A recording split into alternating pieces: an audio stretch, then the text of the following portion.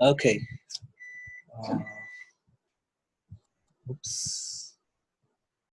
So I'm back. Now we want to graph a polynomial, okay, using the transformations we have seen before. So what can we do? So first of all, for this, you actually need the basic idea of a graph, or rather of a function. If you know that, then you can actually carry on from there. Just for now, let's say that you know that, or for your homeworks or tests, I'll try to provide the original graph so that you can use the concept of transformation and graph the polynomial. Okay, so let's try this example. F of x is 1 minus x to the 7. Okay, and I know that how does a graph of x to the 7 looks like. Okay,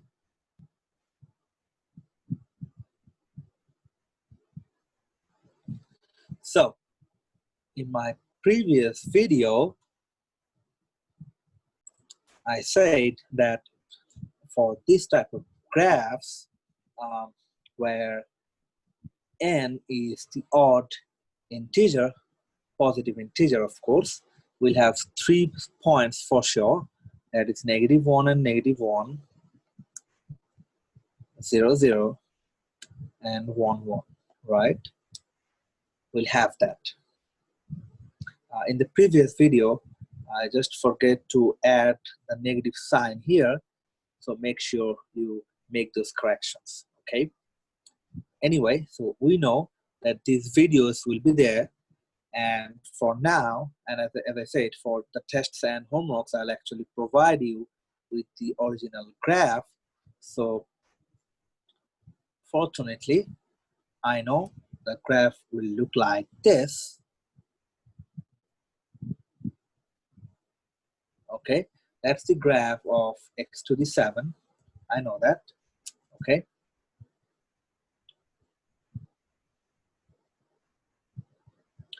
What's next?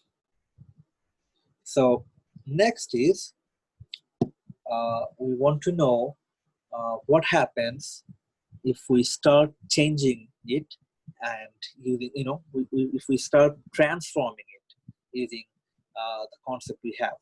So first of all, we have a negative here. So our intuition should say we should graph x to this a negative x to the 7 instead of positive x to the 7, right?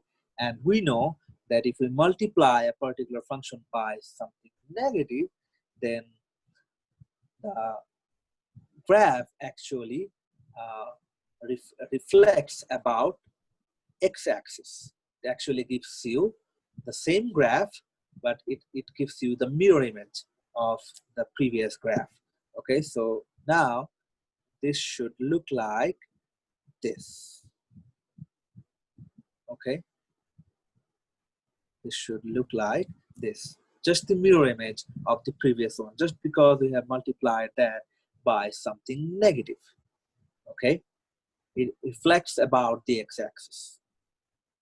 Next, we know if we add +1, if we add something to our function, it actually shifts that much of unit upwards vertically, right? We say it actually shifts vertically by that unit. So if we add +1, that means the graph will shift 1 unit upwards. It will move vertically by 1 unit. So instead of 0, 0, this graph will have, let me graph it. So instead of 0, 0, this graph will actually intersect the y-axis at 1 unit above.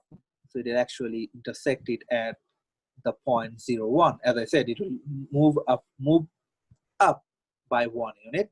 So this graph now will look like this. So that's your final graph of 1 minus x to the 7. So if you know the graph of x to the 7, you can make the changes and see the graph. Okay. Okay.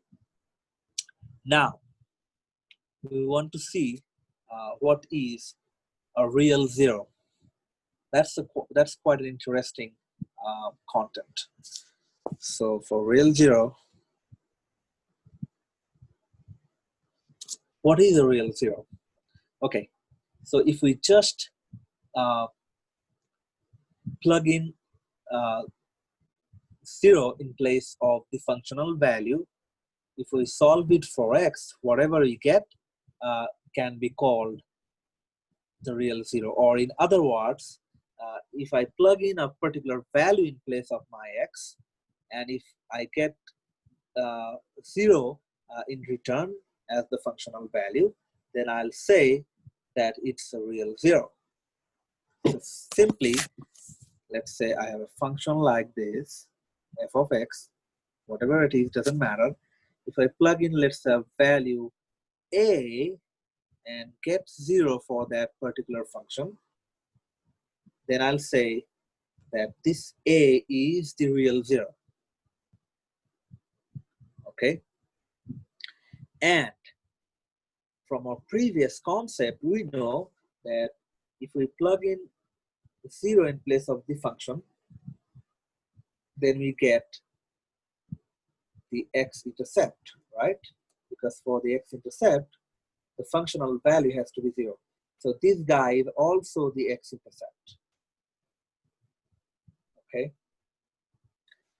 Next up, if you subtract your real zero from the original function, or rather original variable, my bad, from the original variable, this guy will be a factor for your function, factor of f. Okay. That means if you have, let's say, a real zero,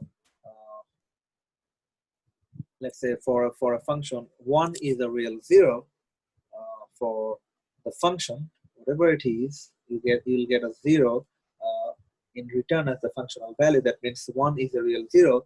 Then I'll say x minus 1 will be a factor, as I said. X minus a, here a is 1. So x minus 1 will be a factor of the function. Okay. Now, what's the use of this? Let's see that. So let's take one example and see how can we use this for our further implementation. Okay. Now, let's say we have a function. Let's take a bigger function. So let's say x plus 1, x minus 2, x minus 3. Okay, that's the function. So first of all, is this a polynomial? And the answer is yes. If you start expanding this, and simplify, then you will see, you will get, you don't need to do that though, but you will get a term with x cubed and a couple of more terms as well. So that means it's definitely a polynomial, and the degree of this polynomial will be 3. Okay. Now,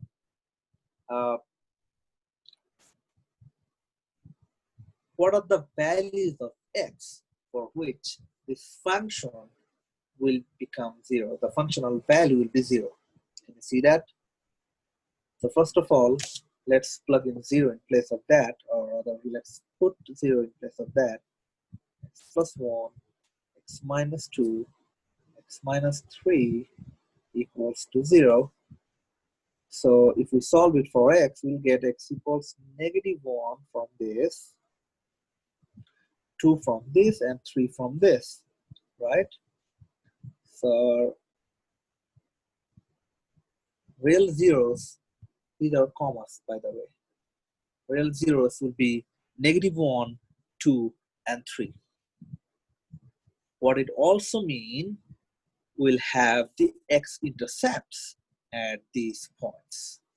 So that means this function will go past the x-axis in 3 different places. And the points are this: -1, 0, 2, 0, and 3, 0, right? Okay. Now, let's take a more complicated problem and see what happens. Okay. So first of all, let's write our example. The function is 6x cubed, x minus 5, and x plus quarter, the quantity to the 4th. Okay. Okay. So first of all, again, if you start expanding this and simplify, you will see it's a polynomial. So if you have a couple of different items as a product, we can easily imagine that this is actually a polynomial. There's no doubt about that. Okay. Now, we want to find the real zeros from this. Okay. So if we put 0 in place of this and solve it for x, our intuition should say we'll get a 0 for this, we'll get a 5 for this, and we'll get a -1/4 for that. Okay, so these are the real zeros. Now, as we have exponents here, previously, as you can see, we had exponents as 1, so it didn't really matter. But if we have any other exponents apart from 1, then we will use one more term, which is multiplicity. Okay, so this 0 is of course a real 0, but it has a multiplicity of 3. Okay, 5 is of course a real 0, and it has 1 as the exponent, so we'll say it has a multiplicity of 1. Okay, and -1/4 is also real 0, and the multiplicity of that will be 4. Okay, so that's what happens if we have an exponent other than 1. Okay, now we want to graph a polynomial using its x-intercepts.